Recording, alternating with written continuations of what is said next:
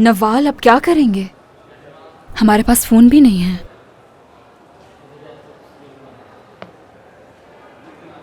क्या मैं तुम्हारा फोन यूज कर सकती हूँ?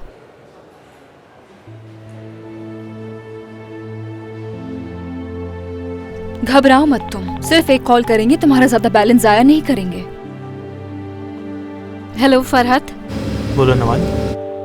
मुझे पहचान लिया तुमने? हाँ बिल्कुल।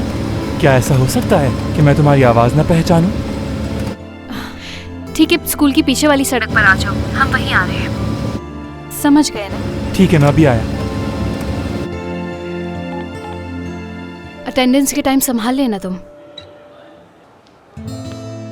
क्या वो आ रहा है? थोड़ा सा शर्मीला लगता है। नहीं, मुझे ऐसा नहीं लगता। वो शर्मीला ना होता तो मुझसे बात कर ली होती उसने। मुझे ही कुछ करना होगा इसका मतलब। इंतजार करो उसका, सोचो मत। हाँ।